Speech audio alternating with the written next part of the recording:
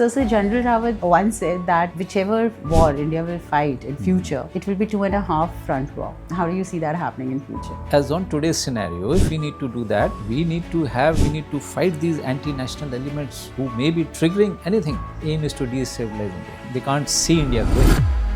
I think we are going in the right track because थोड़ा सा focus उस side अभी नहीं हो रहा है. We need to all go underground because जो भी open में होगा, everything will be hit. When you talk about education system, that it is very important to create future leaders. So आपको क्या लगता है वो education system में क्या एक ऐसी बात आ जानी चाहिए एकदम? AI का integration has not been done in the NEP 2020. So और जो intellectual है mind एक Indian mind, let me tell you, is the best in the world. That is how brain drain has happened, and all the Indians are the CEOs of all the. Absolutely. Unemployment मैं तो बोलूँगा the opposition parties are creating more of ruckus. आपकी एक academy भी है Trishakti. Yes, Trishakti defence academy Lucknow. तो ये मैं मैसेज देना चाहता हूँ आपके प्लेटफॉर्म से कि ऐसा नहीं है कि मैंने अगर PCM नहीं लिया है तो I can not join the defence forces. You can join. और वहाँ पे मैंने ये देखा कि जो लैकिंग है SSB में what they are looking forward are those 15 qualities. ये OLQ मतलब कैसे हम लोग डेवलप करें. OLQ इज जैसे आपने बताया ऑफिसर लाइक क्वालिटी. सैनिक स्कूल में बच्चों को बहुत पहले से ही डाल देते हैं क्लास 5 में ही. एंड सैनिक स्कूल बनाई इसलिए गए थे so that they as a stepping stone towards NDA के लिए. अग्निवीर का जो एक कॉन्सेप्ट लेकर आई थी गवर्नमेंट, इस पे बहुत चर्चा भी हुई. और आपका क्या व्यू पॉइंट है? India's youth with one message, not about clearing the exam और building a career. Follow the truth and follow whatever your parents. हम भी खड़े थे तकदीर के दरवाजे पर, लोग दौलत पर गिरे और हमने वतन मांग लिया.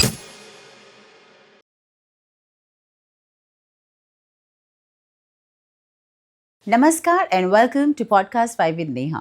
Today, we are truly privileged to be joined by someone who has spent decades serving our nation with honor, discipline, and leadership. A decorated army officer, an inspiring mentor to countless defense aspirants, and currently the head of Trishakti Defense Academy, Lucknow, Major General S.K. Singh. Welcome, sir. Welcome to Podcast 5 with Neha. Thank you, Neha. Thank you. It's our privilege to have you, sir. Thank you.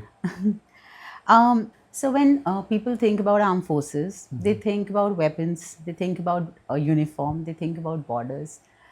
But what lies behind every soldier is years of discipline, years of preparation, and a lot of courage.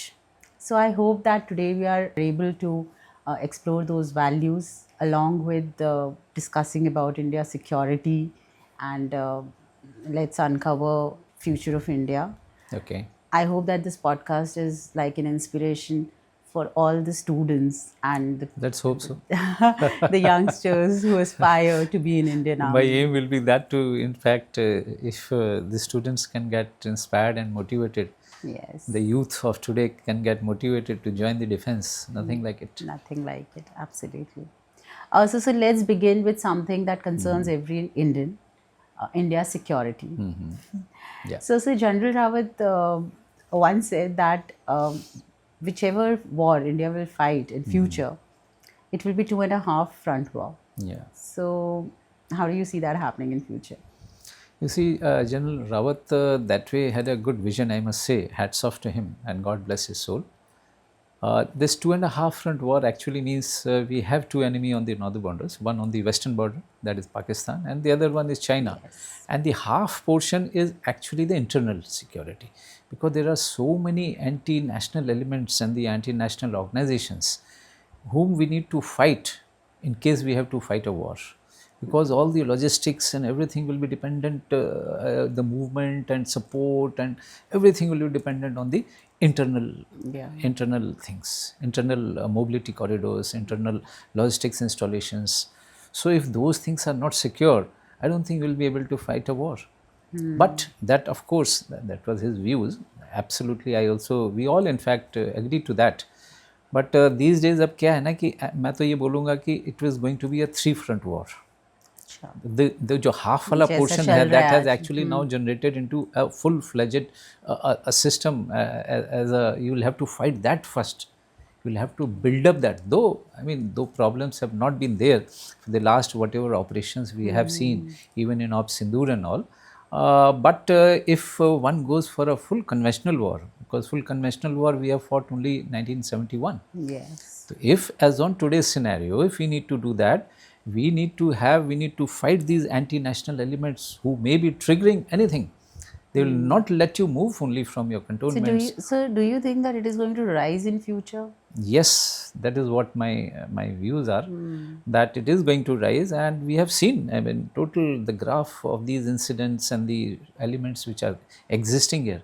Though government has taken a lot of actions, I must say. I mean, they have been monitoring their activities, either communication wise, financial wise, but then a lot need to be done because they are on the rise.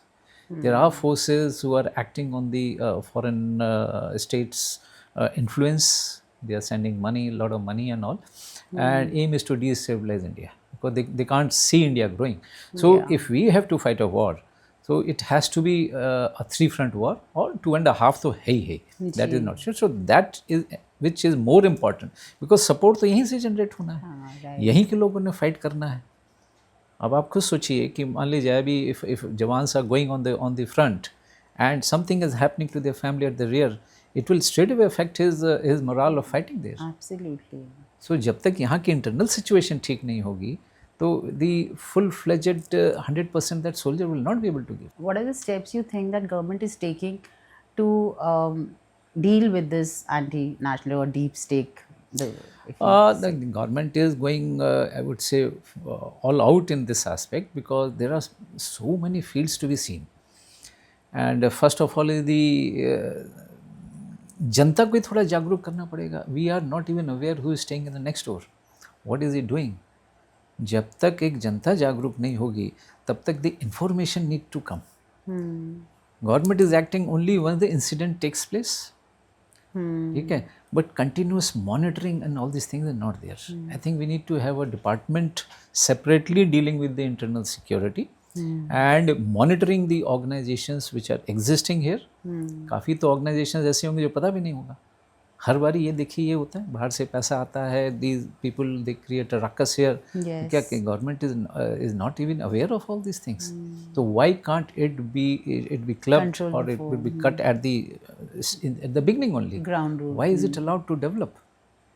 तो financially the banking systems, अब तो इन लोगों का transfer of money भी नहीं होता है directly debit card के through. So money debit cards are given, वो जाते हैं सीधा पैसा निकालते हैं, करोड़ों में निकलता है. How are the banks allowing all this? Communication, लोगों की बातचीत तो होती है, the social media, all these platforms need to be monitored. जब ये monitoring होंगे, because messaging is either through talking or through the social media, इनके जो भी various जो groups बने हुए हैं social media के, they need to be continuously monitored. There has to be an organization dealing with this, then only it can be under control. So do you think social media की जैसे आपने बात की, social media में ये सब जब होता है, social media is so vast. There are so many platforms. Correct. Yes. So और the population of India is so much. So do you think इनको monitor करने के लिए मतलब कुछ ऐसा aspect आ सकते हैं कि हम इनको monitor कर सकते हैं? Do you think that it is all platforms can be monitored? आजकल with the AI coming into thing and the technology इतनी advanced है, each and every platform can be monitored, provided there are dedicated persons who are doing that. And that cannot be done by sitting at the center. It needs to have all over India. Yeah. ऐसे ही like for example जैसे rail के accidents होते हैं, sabotaging होती है, तो somebody should be there who can tell कि नहीं देखिए यहाँ पर तो यहाँ पत्थर लगा रखे हैं या ये कर रखा है and the track is not clear. Who will inform the railways? So we need to generate a system. There are systems existing in the foreign countries. तो यहाँ पर भी वो चीज़ क्यों नहीं हो सकती? There are systems in the foreign country who are monitoring the social media. Yes, yes, they are there and they do lay down the restrictions also. आप restriction लगा सकते हैं. अभी कल ही देखिए लंदन में the British ने restriction लगाई YouTube के ऊपर. There are certain things which you cannot show anti-national or anti-social things. तो अगर ऐसी कोई चीज़ें हो रही हैं तो they need to be restrictions on that. Yeah. It's just simply allowing अच्छा ठीक है you can do the power of expression के आधार पे कि जो चाहो वो आप बोलते रहो and you are not taking any action. And second point is एक तो ये monitoring का हो गया, दूसरा ये है कि having seen these things happening, people are telling verbally बोल रहे हैं, गालियाँ दे रहे हैं, anti-national slogans लगा रहे हैं, लोगों को motivate कर रहे हैं, mob इकट्ठा हो रहा है and we are not taking any action against those people. सो अगर गवर्नमेंट कोई एक्शन लेती है तो फिर वो बोलते हैं कि ये वॉयलेट है हमारा फ्रीडम ऑफ स्पीच, हमारा फ्रीडम ऑफ एक्सप्रेशन, हम बोल ही नहीं सकते कुछ। और ऊपर से द जजेस भी सपोर्ट कर देते हैं, हाँ, सबको ही तो support- जुडिशियल सिस्टम भी कहीं ना कहीं इस दायरे में आ जाती है। यस। और फिर अगर गवर्नमेंट कुछ करती तो फिर ये हो जाता है कि गवर्नमेंट तो ऑटोक्रेटिक है, इट इज़ नॉट डेमोक्रेटिक, ये भी एक अब वो भी actually those things are also being mobilised, और एनवायरनमेंट जो बिल्डअप होता है is all from the foreign interference. Same thing happening in Kashmir, देखिए कितना ह्यूमन क्राई हो जाएगा। Same thing is happening in Pakistan occupied Kashmir या उनके बलूचिस्तान में, देख लीजिए कहीं कोई ह्यूमन क्राई नहीं है।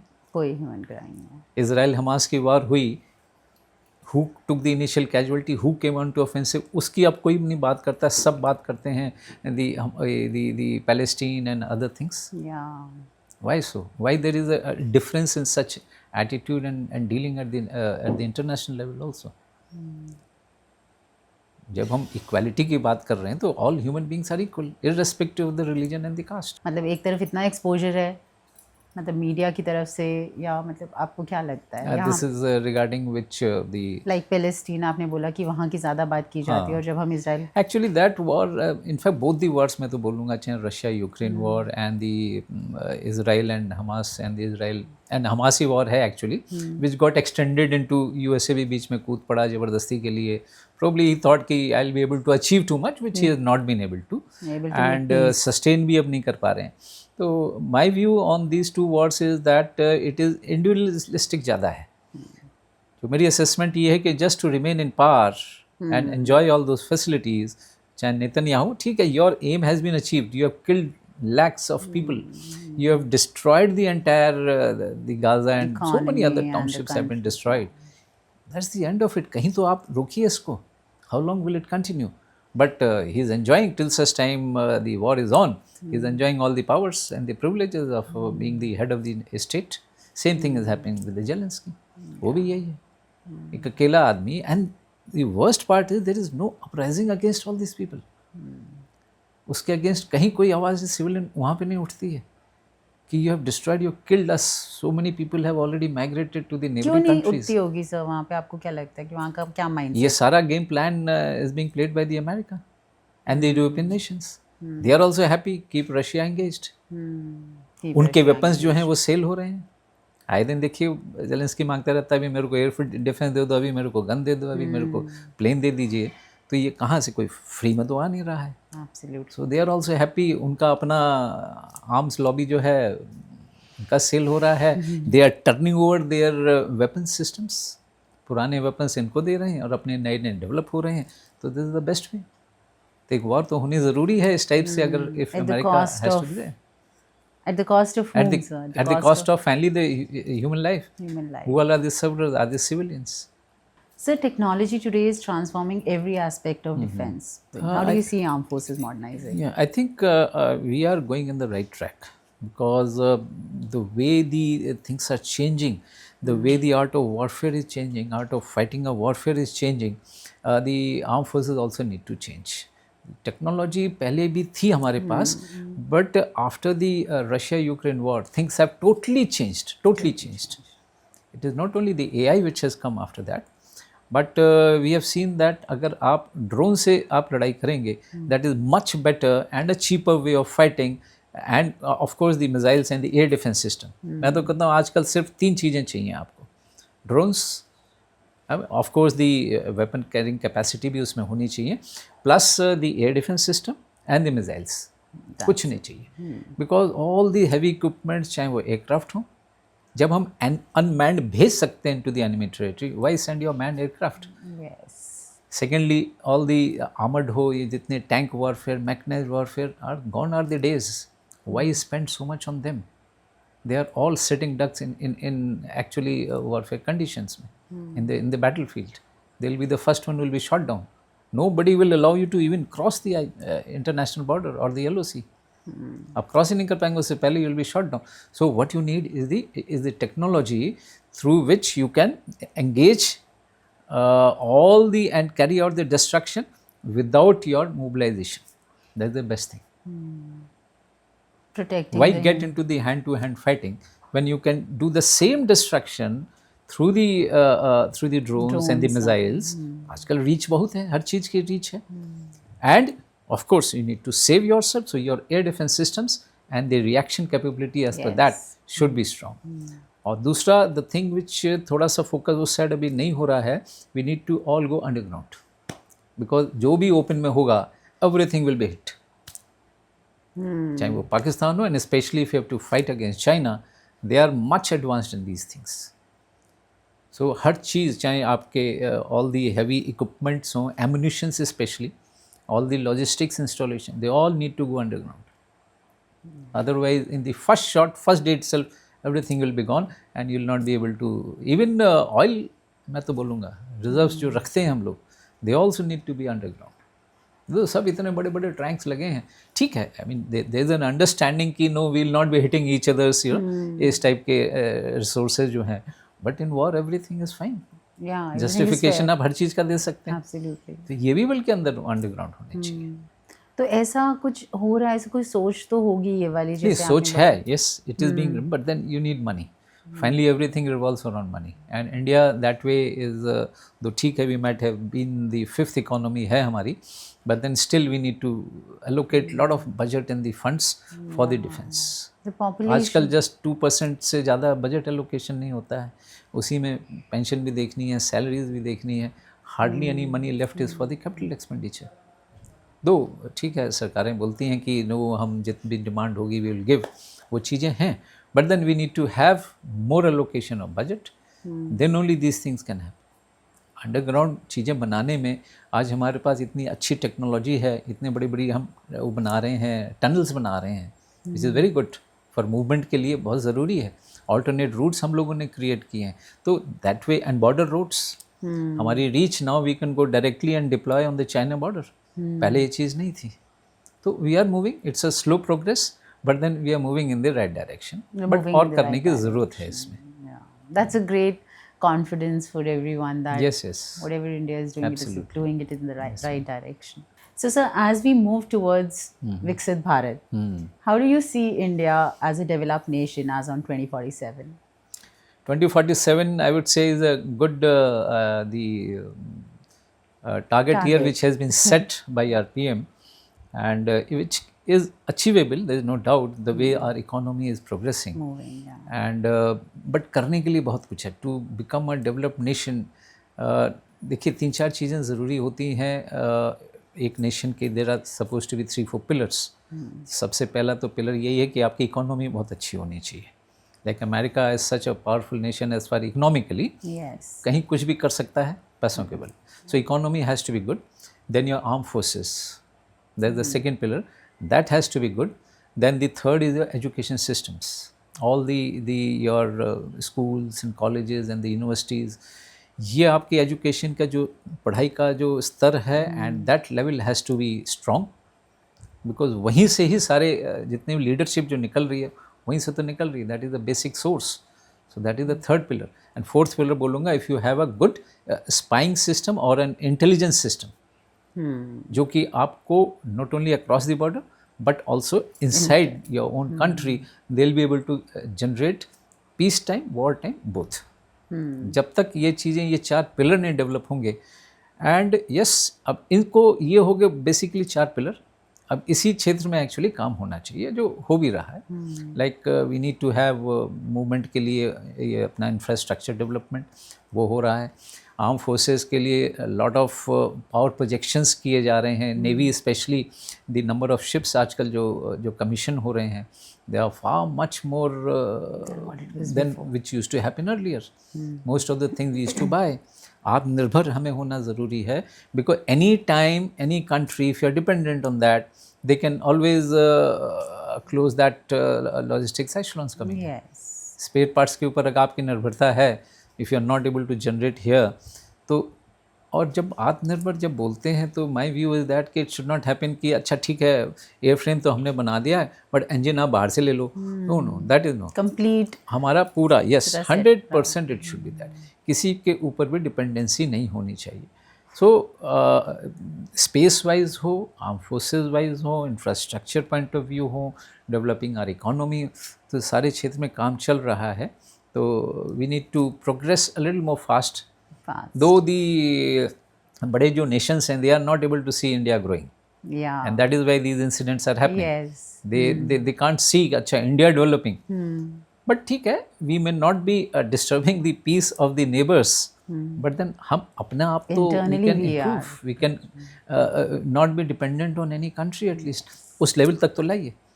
So lot of time is there. Another about 21 years I think more Gen to go. Z, we have a lot of high hopes from Gen Z.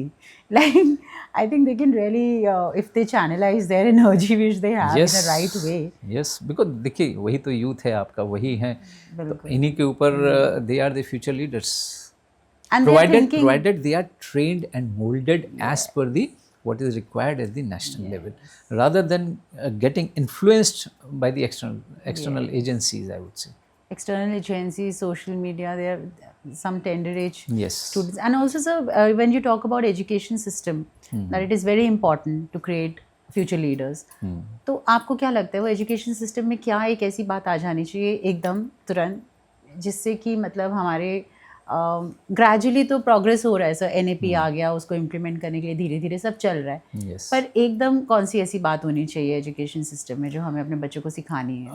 The AI का integration has not been done in the NEP 2020 में. तो हमने skill की बात करी है, so that if there are dropouts at least they are able to get a job related to whatever qualification they had, उसी हिसाब का उनको जो है स्किल मिल सकता है, एक सर्टिफिकेट भी मिलेगा, सब मिलेगा. रीजनल लैंग्वेज में सारा हो गया. I mean I don't want to go in the points of NEP 2020, but then इसके अलावा अब जो इंटीग्रेशन होने की ज़रूरत है that is of the AI. Integration of AI, by integration of AI you mean with all the subjects? Yes, as a subject, as a subject. China AI देखिए तो एक सब्जेक्ट सर वैसे आया है, बट इंटीग्रेशन से तो मतलब आपका यही होगा कि दूसरे सब्जेक्ट्स में भी AI कैसे इंटीग्रेट हम कर सकते हैं. AI as a subject and दूसरे उस लाइक साइंस के जितने भी सब्जेक्ट्स हैं Yes, उनमें एटलीस्ट हो सकता है. Yeah. चाइना देखिए they have started right from the primary stage से. हम लोगों ने तो बात करते हैं AI के बारे में may be 9th, Now 10th, from 7th, 8th, yeah. now from 7th, 8th. But we need to start building up. जब तक कि एक बच्चे की माइंड उस हिसाब से नहीं डेवलप होगा, तो राइट फ्रॉम बिगनिंग बेसिक्स आप उनको शुरू से समझाएं, एंड बाद में of course you can build it up to a much higher level of platform of education in the AI. So AI along with NEP. Otherwise NEP caters for the modern. Yes. Because industry देखिए 4.0 fourth revolution चल रहा है. सो 4.0 and education 4.0 ये सब cater हो रहा है in your NEP. सो इसी में बस थोड़ा सा AI पे और डेवलप अगर कर दें तो I think we can do wonders. Yeah, that's a और very जो इंटेलेक्चुअल thought-provoking. है माइंड, एक Indian mind, let me tell you, is the best in the world. Yes, no doubt about it. That is how brain drain has Yes, yes. happened, and all the Indians are the CEOs of all the absolutely, and they all the बड़ी बड़ी जो देश हैं they all are surviving on in fact Indian mind. Indian mindset. Yeah, Indian minds. So brains. हमारे पास बहुत कुछ है. और यूथ की आप देखिए, पॉपुलेशन देखिए, so they are the future actually. Yes. इनको सिखाना एंड होल्ड करने की ज़रूरत है, दैट इज़ ऑल. और ये भी सर सिखाने की ज़रूरत है, जैसे अनएम्प्लॉयमेंट की बात करते हैं तो ऑब्वियसली सर जॉब इतनी क्रिएट नहीं, पॉपुलेशन के हिसाब से जॉब इतनी क्रिएट नहीं हो सकती. तभी ये जो बात हुई थी कि स्टार्टअप्स की और स्किल्स की, एब्सोल्युटली. तो और फॉरेन कंट्रीज में यही है, यही है, दे यूज बिल्कुल. Their skills, Yes. They are also dependent on their skills. Foreign country में भी इनफैक्ट अनएम्प्लॉयमेंट मैं तो बोलूँगा the opposition parties are creating more of ruckus. Otherwise इस पे तो फोकस इस प्रेजेंट गवर्नमेंट कर रहा है, had been right from beginning. देखिए आते इन्होंने स्टार्टअप स्टार्ट किए एंड आज देखिए दो startups have reached to the sky roots, the इतने यूनिकॉर्न हो गए हैं, कभी सोचा भी नहीं था हम लोगों ने. And the graph is going at a very steep graph is there. Absolutely. तो ये चीज़ है. अब ये कि एम्प्लॉयमेंट में देखिए दो तरीके हैं देखने के.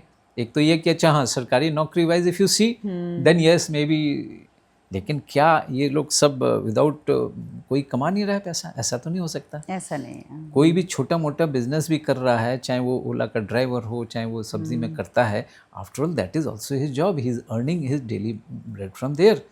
अब ये तो ज़रूरी नहीं है कि उसके पढ़ाई के हिसाब से उसको सरकारी नौकरी मिले तभी वो एम्प्लॉयमेंट में काउंट होगा, वैसे नहीं काउंट होगा. तो this is a wrong. So it's a matter of perception और कुछ नहीं है. Yes, otherwise from my side I feel unemployment तो Everybody is है ही earning. नहीं, everybody is employed, Everybody is earning. If they're Everybody is sustaining their absolutely. day-to-day नहीं expenses तो and like कैसे जिंदा कैसे हैं ये लोग, है ना? right, sir. Right. So India's rise also bring a lot of global responsibilities. तो यूनाइटेड नेशंस तो अब सर यूनाइटेड नेशंस तो इतनी कम बात की जाए उतना अच्छा है। तो सर अब now what new has to come? Actually देखिए, United Nations concept was good. Yes, जब भी फर्स्ट वर्ल्ड वॉर हुआ तो लीग ऑफ नेशंस बना, rightfully so, because all countries going in for war, फ़ायदा क्या है? यस, तो नीड वाज फेल्ट, एक ऑर्गेनाइजेशन होना चाहिए जो पीस ला सके इस वर्ल्ड में, ठीक। Global piece. उसके बाद उसके बावजूद भी सेकेंड वर्ल्ड वॉर हो गया, तो then again of course then they realise they made lot of modifications and United Nations आया 1945 में।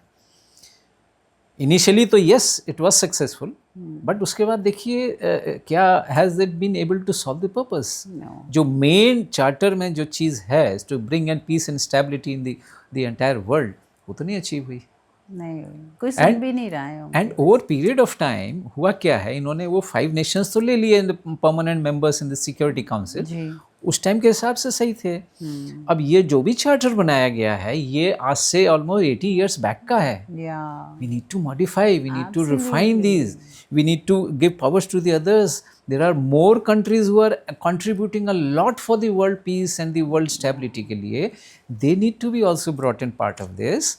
तो आप अपने ठीक है नहीं खोना चाहते हो, रिवाइविंग सो हर चीज में एवोल्यूशन होता है। यस, तो व्हाई नॉट हियर? या व्हाई नॉट हियर? क्योंकि आज की तारीख में United Nations is just become a puppet of America. क्योंकि वो जिस तरीके से चाहे उसी तरीके से रेजोल्यूशंस पास होते हैं, वही चीज resolution bias kind of, yes, बहुत ही ज्यादा बायस। ईरान ने आपका तो नहीं कुछ बिगाड़ा था, इजराइल के साथ था चक्कर, तो why haven't you sanction yourself? तो वो नहीं होता है। रशिया है, आप उनके साथ कंपटीशन में हैं, आपके दुश्मन हैं वो, सो ऑटोमेटिकली उनके अगेंस्ट आप सारे सैंक्शन लगा देते हैं। वो भी किसी पर्पस से गए थे, आप भी किसी पर्पस से गए हो। You have been also on the offensive, he have been also on the offensive. तो वाई दिस वाइज? तो यही है कि it needs to, we need a organisation आज, या तो इसी को ही further refinement and modification, more states need to be pulled in, part of the permanent members as also in the other security council भी overall number बढ़ने चाहिए from 15 and the permanent members, and the charter need to cater for the modern time, आज के हिसाब से, who can really bring in some peace, and साथ में we need to have a peacekeeping force जो है provision, but then those are only for those human rights violation जहाँ होते हैं, जहाँ इंसर्जेंसीज होती है वहाँ, वो भी सारे इलाकों में नहीं। Why this? We need to, अगर नॉर्मली बातचीत के जरिए they should play more active role in the talks. अब ये जो टॉक पाकिस्तान ने किया इन दोनों के बीच में, ceasefire should have been held in the United Nations. Yes, उनका कोई रोल ही नहीं है। Why a third country? Not required. तो यही सारे ड्रॉबैक्स हैं। Total refinement of United Nations होना चाहिए। एब्सोल्युटली। तो सर नेशन के फ्यूचर के बारे में अब हमने बात कर ली, अब हम बात करते हैं उन बच्चों की, उन मतलब जो यूथ है हमारा, जो यूनिफॉर्म पहनना चाहता है, तो वो एस्पायर करते हैं to be you know army officers और डिफेंस ऑफिसर्स बेसिकली। आपकी एक एकेडमी भी है त्रिशक्ति डिफेंस एकेडमी लखनऊ। जी, तो सर आप बताइए, कुछ एडवाइस करिए हमारे यूथ को, how can they step into these shoes? In fact, my last posting before my superannuation was as the commandant of an selection center. तो वहाँ मैंने जो चीज़ें सीखी और जो चीज़ें देखी, I mean that's what I wanted to put it on ground. So उस एम को लेके मैं चला हूँ, and I want कि maximum youth and especially from Lucknow हो and UP हो, this belt is such, and we have given UP ने बहुत सारे ऑफिसर दिए हैं, majority of the officers UP से भी गए हैं, and aim is to now give it back to the society. तो हम चाहते हैं कि यहाँ का यूथ जो है, they should be molded so that motivated है, but then they need to be molded so that they can become an army officer. तो इस एम के साथ हमने शुरू किया है, एंड हमारा this is based on totally no loss no profit. In fact loss ही में एक्चुअली एक तरीके से है, बट देन एम इज़ छोटे छोटे groups least of the fees, because काफ़ी परिवार ऐसे हैं दो are not able to afford the high fees of the various बड़ी बड़ी जो अकेडमी हैं, नाम हैं उनके, एंड लाखों में पैसा लेते हैं, they are all business oriented. तो हमारा ऐसा उद्देश्य नहीं है, and that is why probably हम शायद पहुंच भी नहीं पाते हैं लोगों तक, because the publicity is also not that much. तो all those who want to join, हमारे जो मीडिया प्लेटफॉर्म्स हैं उसके थ्रू ही बस हमारा रहता है, and they are most welcome. And we are, कौन सी क्लास से सर आप शुरू करते हैं? कौन सी क्लास में बच्चे? हमारी क्लास से शुरू होते हैं एनडीए के लिए, NDA NDA entrance written examination. तो बच्चे कोचिंग लेने कौन सी क्लास में आ जाए? मतलब they can come if they are in class 11 और इवन 12th। और इवन 12। देखिए उसका दो फायदा रहेगा, एनडीए में वट एवर दी एग्जाम्स में जो आता है that is totally 11th and 12th का सिलेबस आता है। अच्छा, तो अगर हमारे साथ विद वो सब्जेक्ट्स लाइक ऑल सब्जेक्ट्स आता है, ओनली थिंग इज उसमें ये रेस्ट्रिक्शन हो जाती है, लेट्स से जनरली बच्चे पीसीएम लेते हैं, तो नॉन पीसीएम वाले भी आर्मी ज्वाइन कर सकते हैं। एक तो ये मैं मैसेज देना चाहता हूँ आपके प्लेटफॉर्म से जी, कि ऐसा नहीं है कि इफ मैंने अगर पीसीएम नहीं लिया है तो I can not join the defence forces. You can join. Air force and navy के लिए it is compulsory, but army के लिए it is not. Okay, so they can also join. And जो सब्जेक्ट्स पूछे जाते हैं that is all subjects, physics, chemistry, maths का तो सेपरेट पेपर देखिए है ही। ओके, जो जनरल एप्टीट्यूड टेस्ट जो होता है जीएटी का जो सेकंड पेपर है उसमें English, then physics, chemistry, history, geography, polity, current affairs. Okay. तो मतलब जो नॉन Biology, पीसीएम है वो भी देते हैं yes, हिस्ट्री और yes, ये सारे absolutely. पेपर्स? ओके, तो वो भी होना चाहिए, एंड इनकी परसेंटेज काफ़ी है। जैसे मैं एग्जांपल देता हूँ, जैसे 150 क्वेश्चंस आते हैं, 50 क्वेश्चंस होते हैं उसमें इंग्लिश के जीएटी में, 100 क्वेश्चंस में से 25 होंगे आपके फिजिक्स से, and 20 questions from history and geography, oh, जो कि न तो पीसीएम वाले ने पढ़े न पीसीबी वाले ने पढ़े। तो 40 क्वेश्चंस आउट ऑफ दोस 100। और फिर भी लोग सोचते हैं कि फिजिक्स केमिस्ट्री जरूरी है। जरूरी है, मतलब 40 क्वेश्चंस तो हिस्ट्री ज्योग्राफी से आ रहे हैं as compare to 25 questions of बिल्कुल। फिजिक्स। और ये they are not in touch, वो 10th तक ही बस रहता है, उसके बाद more focused towards the PCM side. तो गलती उनकी नहीं है, तो उनको गाइड करना है, पॉलिटी भी है, करंट अफेयर्स भी है। जी, तो ये सारा कुछ मिला के almost 50% of the paper is focused on this. तो who will guide them, who will teach them? तो हमारा एम यही है कि सो मैक्सिमम से मैक्सिमम बच्चे जा सकें, एंड हम छोटे बैच चलाते हैं इसीलिए, so that more focus is there. Otherwise बड़े बैच चला के if tension is not there, one can not focus, I would say not more than 10। अगर मैं 10 बच्चे में से 7-8 भी निकाल दूं, success rate automatically shoot up करती है, एंड बात यू अलग हैव है। Experience also since you have been the commandant of. Yes, absolutely. तो आपको एग्जैक्टली पता भी है कि कैसे बच्चे निकल सकते हैं। और एसएसबी के लिए वी आर एक्सपर्ट अदरवाइज। तो एनडीए की तैयारी और साथ में एसएसबी के लिए तैयारी, that is the personality development. UP Bihar belt एक ऐसा है वे थोड़ा सा हैंडीकैप है इंग्लिश बोलने में, जी, तो उन लोगों को भी थोड़ा उस पर ज़्यादा हमें फोकस करना पड़ता है। तो personality development is very important, because the language which is used in the SSB is English only. तो सर जो आपके टीचर्स और जो मैनेजमेंट है वो भी आर्मी से ही हैं या? And that is the beauty of our academy, Trishakti Defense Academy Lucknow का, that our management as well as the mentors दोनों ही आर्मी से ही हैं। अच्छा, Of course, maths के लिए we are dependent on the civil, because maths generally army वाले जो हैं इतने contact में नहीं होते हैं throughout their career में, so that of course we have a separate teacher, and बाकी जो है हमारे सारे आर्मी officers हैं who teach the balance of the subjects.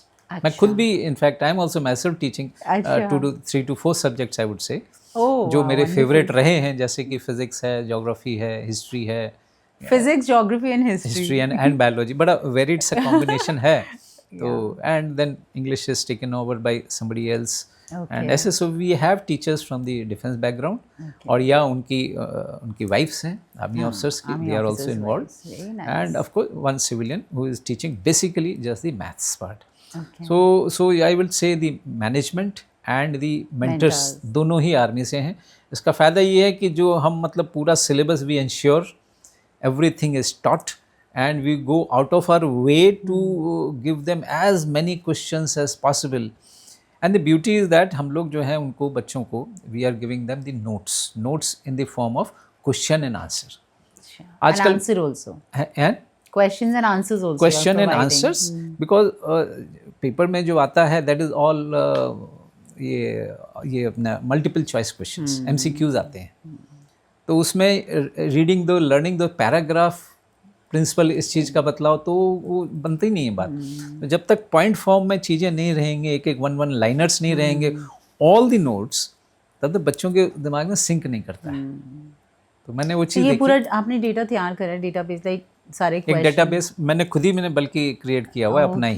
Oh amazing. Only, so it is a question bank of how many questions sir? all subjects, All all subjects. subjects, और depend करते हैं, जैसे Almost how many questions will be history is a vast subject, almost 600-700 questions there? होंगे My इसमें। God. Each chapter will be having about 40-50, Oh.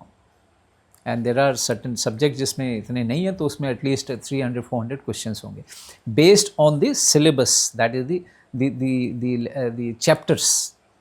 इसके अलावा the previous year questions and the जो guides चलती हैं, वो भी मसाला हम सारे बच्चों को देते हैं, विच वी फील कि कुछ एक एडिशनल क्वेश्चंस हैं, विच इज बिकॉज जो सिलेबस कवर होता है that is all NCERT based, NCERT based ही आता है, उसी बेस पे हम चढ़ाते हैं। और हमें इतना कॉन्फिडेंस है कि जब भी पेपर होता है, we find 70-80% of the questions, आप विश्वास नहीं करेंगे, are from my notes which we give.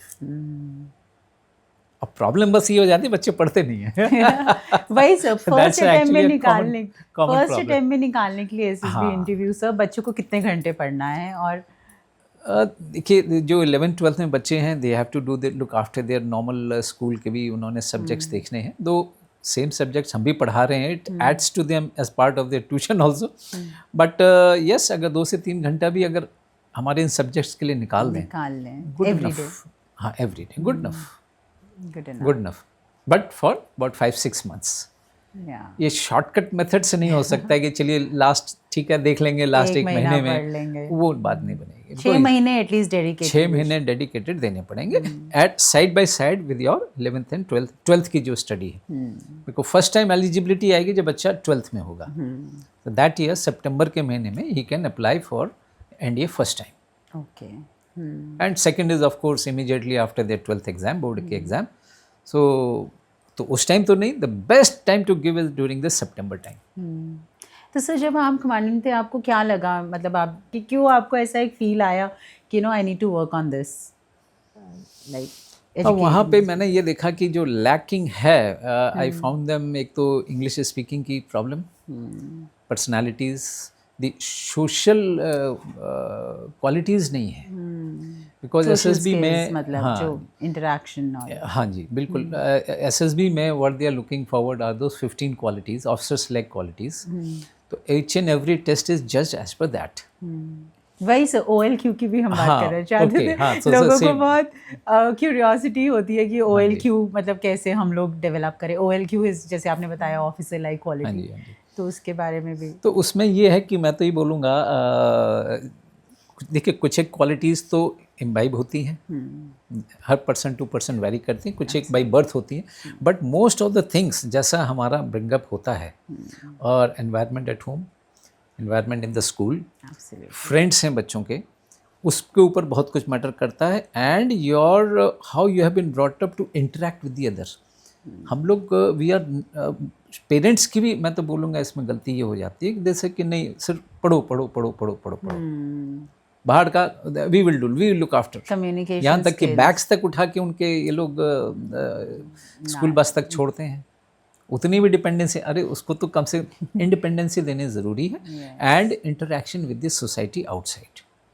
देखिए बाहर क्या हो रहा है, what all things are there, what all facilities are there, कोई भी चीज़, कोई भी डिपार्टमेंट कैसे काम करता है, चाहे वो एक ऑटो रिक्शा चलाने वाला हो, उसकी लाइफ के बारे में जानिए, बाहर क्या हो रहा है उसके बारे में जानिए, ट्रेन पे जाते हैं, स्टेशन पे जाते हैं, वहाँ क्या है, कैसे है, कम्युनिकेट करें, मतलब वहाँ के लोगों से जाने, सोशल ज्ञान जो है, मैं बोलूँगा वो बहुत ज़रूरी है, वो बच्चों में लैकिंग मैंने देखा है, इसी वजह से they are not able to get selected.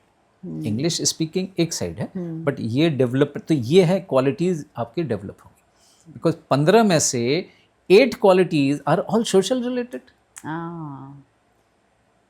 Your cooperation, आप गेम नहीं खेलेंगे, आपके अंदर वो भावना नहीं आएगी कोऑपरेशन की, team spirit, competitive attitude, your courage नहीं आएगा, आप घर से बाहर निकलेंगे नहीं तो you will be fear of everything will be there. Yes, तो ये सारी क्वालिटीज़ है। तो जब आप ऑटोमेटिकली बाहर निकलेगा, बच्चा इंटरेक्ट करेगा, रादर देन पेरेंट्स की छत्र छाया में थोड़ा सा उनसे अगर हटाएं, let them not be the thumb seekers, thumb suckers I would say, but develop करिए, ये क्वालिटीज़ हर बच्चे में मिल जाएगी।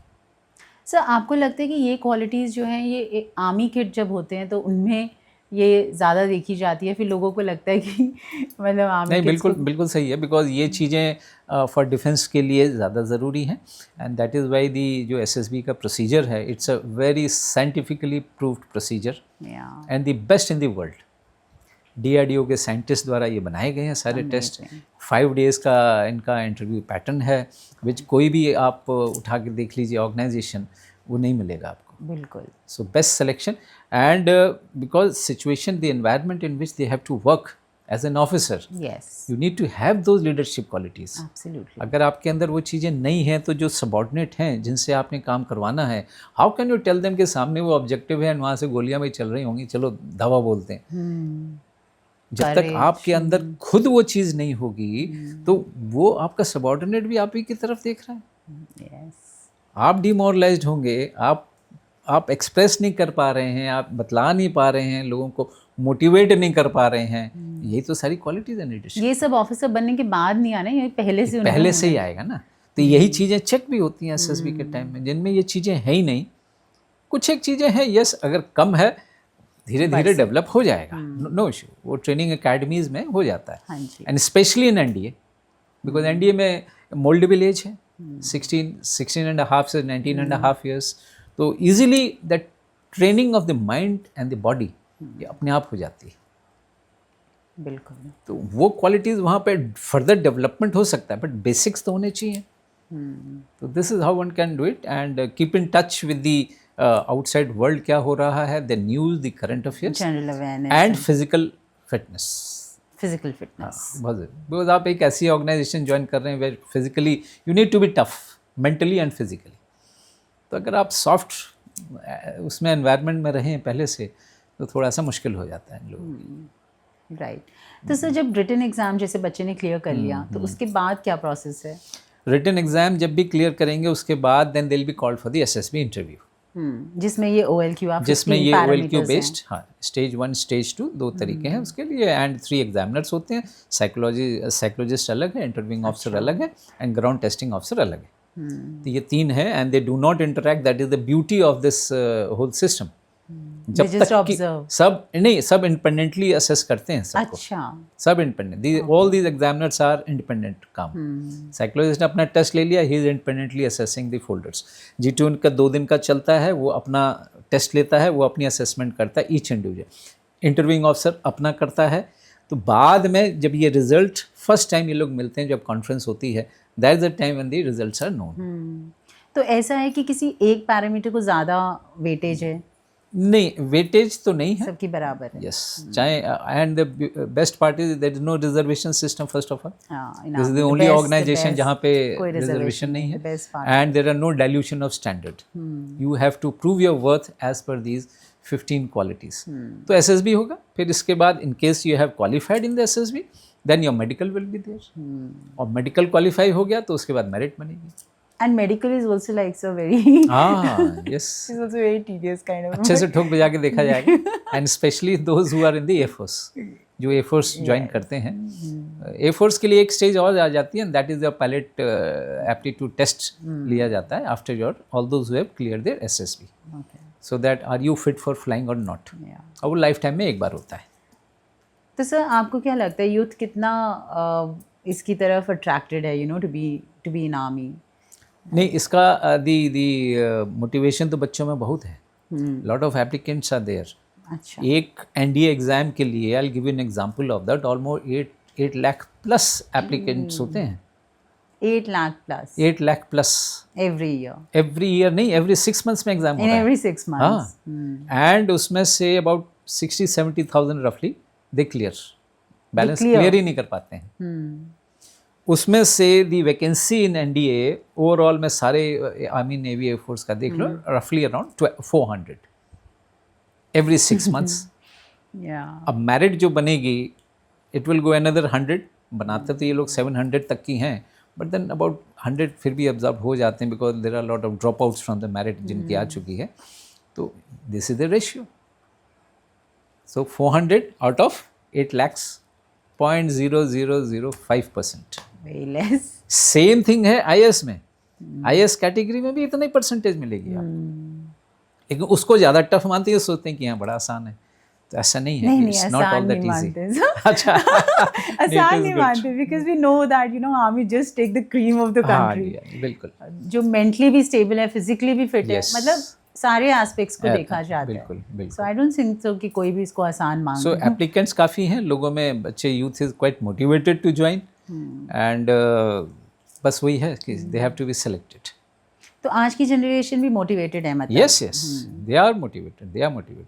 No doubt. और क्या पर्क्स हैं और स्पेशली मैंने देखा है गर्ल्स का, जब से ये गर्ल्स के लिए खुला है वो लोग ज़्यादा मोटिवेट हो रही हैं. यस किसी भी उनसे पूछो एनडीए जाना है, यस जबकि वैकेंसी उनको भी मालूम है मुश्किल से Limited है, 18-19 होंगी, but motivation is very high I must say in the youth.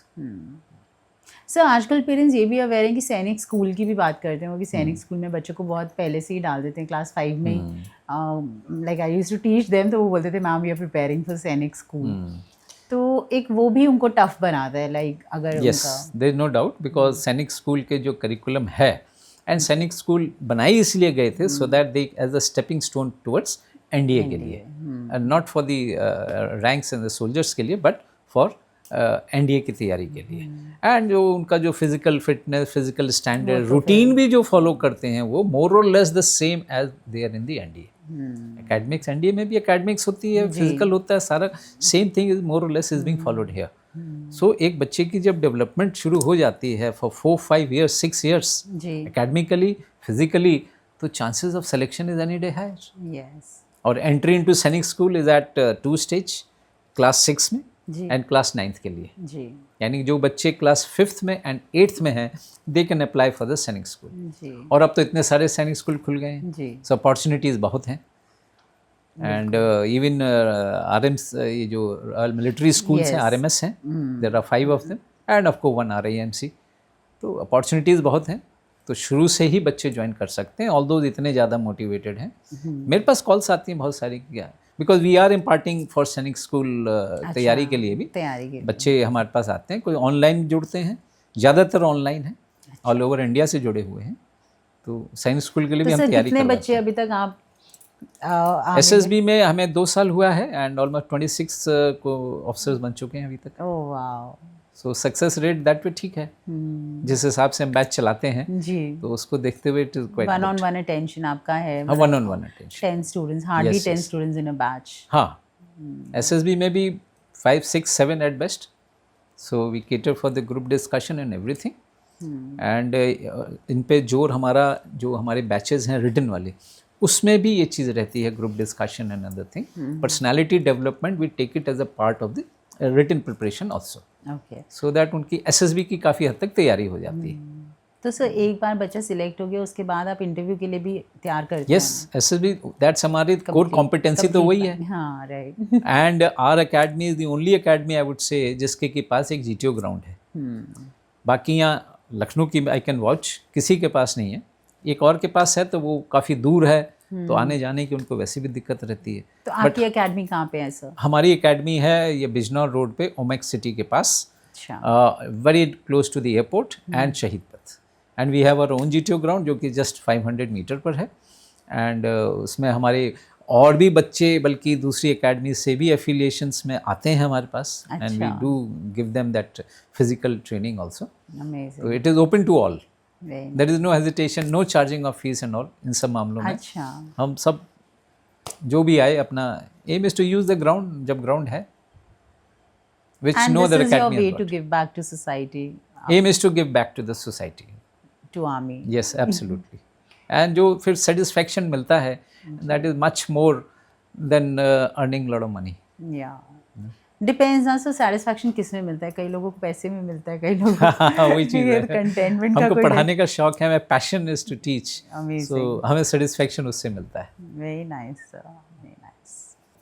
Sir सबसे बड़ा जो चेंज आया है वो आया है कि अग्निवीर का जो एक कॉन्सेप्ट लेकर आई थी गवर्नमेंट, इस पे बहुत चर्चा भी हुई और कई लोगों ने मतलब इसके बारे में अलग अलग व्यूज हैं, अलग अलग एक्चुअली। आपका क्या व्यू पॉइंट है sir? My personal opinion is that whatever this step which has been taken, it is for the good, I would say. First of all, okay. Aim क्या था? लोगों ने इसका अपोजिट साइड ले लिया कि reduction of pension, but that yes that also may be one of the aim, but overall aim क्या था? To reduce the average age of Indian soldier, जो कि अबाउट 31, 32, 33 चल रही थी, विच इज़ थोड़ा ज़्यादा हो जाता है। इवन अगर आप बाकी भी देश देखें इन द एंटायर वर्ल्ड, तो aim was to get it to about 24, 25 fighting soldiers. तो एम इज़ दैट, तो एम बड़ा अच्छा है। ओनली इसमें स्कीम भी अच्छी है, बट मेरा बस पर्सनल व्यू ये है कि जो परसेंटेज जो रखा है रिटेंशन वाला, that is a little low. अच्छा।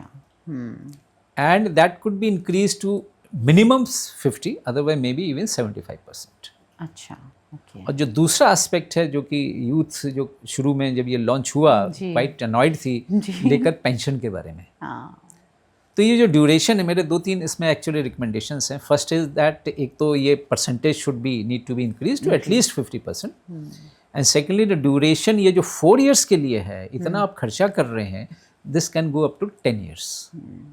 Y 10 years? Because central government के ही ऑर्डर्स हैं, anybody who has served for 10 years he can achieve the pension। तो आप उसको 10 साल यूज़ करें, जब आपने वेल ट्रेन किया है, जब तक वो आपका पूरा अच्छे से एक ट्रेन हो सकता है, can fight in the front, तो तब तक उसके 4-5 साल निकल जाते हैं। वेपनरी की एक्सपर्टीज जब तक उसको नहीं आएगी तो कैसे करेगा? Because man behind the machine matter करता है। तो आप उसको यूज़ करिए 10 साल तक एंड गिव हिम पेंशन। यही पैसा अगर आप इकोनॉमिकली भी वर्कआउट करेंगे, जो मनी जी लोगों को जो देते हैं at the time, let's say after 4 years is 11 lakh the government is giving, plus वो another 14-15 lakhs through the pay and उससे कमा लेता है। 24 to 26 lakhs in 4 years he is earning। इसी चीज़ को जो 11 lakhs जो दे रहे हैं, अगर आप normal FD point of view से भी अगर आप लेंगे, जितना पेंशन देंगे after 10 years it will be the same. बल्कि वो पेंशन जो है इंटरेस्ट से ज़्यादा आप कमा सकेंगे गवर्नमेंट। तो आप तो लॉस में है ही नहीं, तो why don't you do this? जनता भी खुश, यूथ भी खुश, 10 years भी हो गया, पेंशन भी मिल रही है। तो आपको क्या लगता है सर, ऐसा डिसीजन क्यों लिया होगा? मतलब उन्होंने भी ये एस्पेक्ट तो सोचा ही होगा। अब ये 4 years का क्यों लिया, मेरे को तो लॉजिक का एक्चुअली ये चीज़ समझ में नहीं आई। Why have they taken selected this 4 years? शायद इसी वजह से था कि अगर 5 years एंड अबव करेंगे तो पेंशन देनी पड़ेगी। तो फिर 10 years वो क्यों करेंगे जब उन्हें पेंशन नहीं देनी पड़ेगी? यही मैं बोल रहा हूँ ना। तो आप लमसम दे रहे हैं, उसी then you don't have to give that lump sum. Bifurcate करके दे दो, वो आपके नॉर्मल पे पे रहेगा वो टिल 10 years।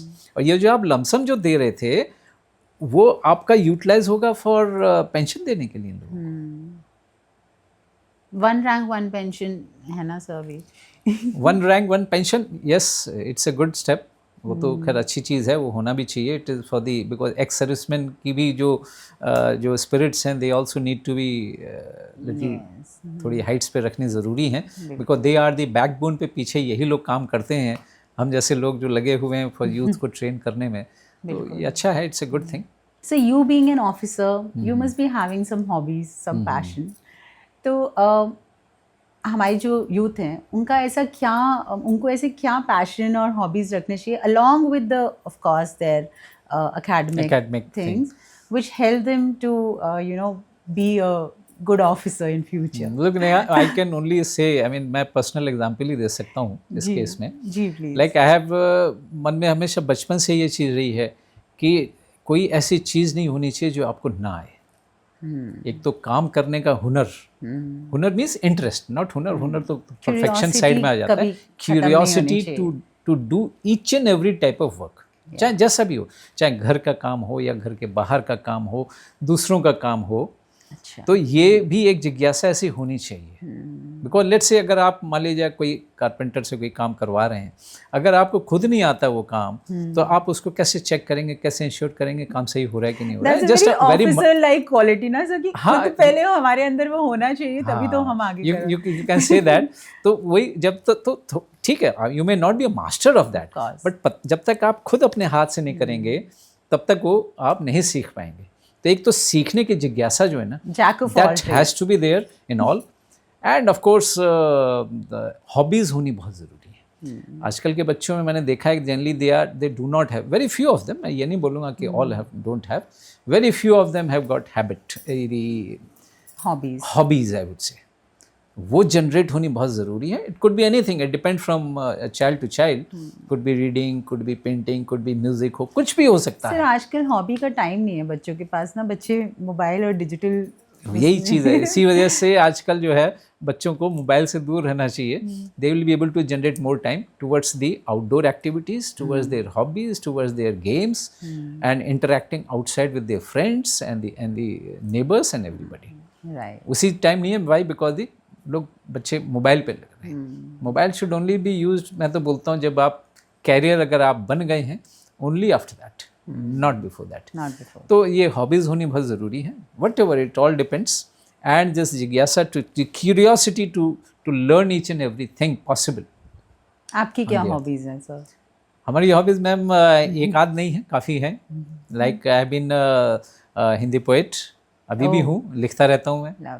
ऑलमोस्ट 1300 पोइम्स है मेरी. ओह, कुछ सुनाएं. एंड कुछ सुनाएं सर अगर. अब बस यही थोड़ी सी हमारे ड्रॉबैक है कि हमें अपनी लिखी हुई कविता नहीं याद रहती है. But I can say the shade that लोग मेरे से पूछते हैं कि सर आपका क्या मोटिवेशन था, आप एनडीए गए जी. तो हमने कहा भीड़ में हम भी खड़े थे, तो टूटने बिखरने का चलन जान लिया, टूटने बिखरने का चलन जान लिया, हमने शीशे से हालात का वजन मांग लिया. हम भी खड़े थे तकदीर के दरवाजे पर, जैसे लोग खड़े थे at the when I was in 11th and 12th, हम भी खड़े थे तकदीर के दरवाजे पर, लोग दौलत पर गिरे और हमने वतन मांग लिया. So that is the only difference at choosing a career that time and what I am today. And let me tell you, totally satisfied. Hobbies में हमारी फोटोग्राफी है, हॉबीज़ में म्यूज़िक है, सिंगिंग. ओह लवली. और आज उस स्टेज पर भी आ गए कि मैं थिएटर में भी जाके आई डू सिंग प्रोफेशनल, मोर और लेस यू कैन से. एंड ऑल डेवलप थ्रू, किसी ने बोला नहीं मेरे को बनने के लिए, ऑल थ्रू इनसाइड ही से अपना क्यूरियोसिटी जो मैंने बोली, अब वो चीज़ है. And driving is my passion, teaching is my hobby and passion, which is keeping me connected with the youth. Wonderful. So मेरे लिए तो 24 घंटे कम पड़ जाते हैं. This is what our youth has to learn, sir. They need to understand this. Yes, ma'am. Ki life is so much more than to be on screen. Yes. Yeah, lovely, sir. So, if you could leave India's youth with one message, not about clearing the exam or building a career, but about being a good citizen and a good human being, so what would it be? Follow the truth and follow whatever your parents say. It covers, I mean, lot of things, not only in your personal life, but also future में ध्यान में रखते हुए. जो मैंने जो देखा है कि लोग आजकल बच्चे, they are not listening to their parents. Parents are the one who are the best guide for you, because वो आपके भविष्य के बारे में या whatever you're building up for the future के लिए, they will not go wrong. अपना एक्सपीरियंस उनके पास इतना, उनकी आप सुने. And second message what I can give is the same thing, that you need to interact outside also. Yes. Rather than just being bookish, थोड़ा बाहर भी हम लोगों को interaction with the various people, the organizations, the institutes which are there, उनके बारे में जानिए, समझिए. And keep an eye on the third person, I would say. आजकल the respect all and suspect all attitude has to be brought in. Respect all and suspect all. Brilliant. सबकी इज्जत भी करिए, लेकिन सबको सस्पेक्ट भी करिए, बिकॉज दिस सस्पेक्ट वाला thing is being brought in for last, you can say the events which are happening within India and even बाकी भी देश में हो रहा है. तो we need to be little careful. Yes, careful in that. Thank you so much, sir. Thank you. It was wonderful talking to you and knowing great insights. And I hope that it helps our youth in a way that they become good human beings and good citizen of India. Let's hope so. If my message goes through and taken in the right spirit, I'm quite sure, I mean, they will be motivated. There'll be change. Yes, they'll be changed. Yeah. Thank you, Neha. Thank you so much, sir. Thank you. So, to everyone watching, if today's conversation inspired you, share it with every student, parent, teacher, and young Indian who dreams of making a difference. If you enjoyed the conversation, don't forget to like, comment, and subscribe to Podcast Vibe with Neha for more meaningful conversation with changemakers from across the country. I'm Neha Sharma. Until we meet again, stay curious, stay inspired, and keep spreading good vibes. Jai Hind.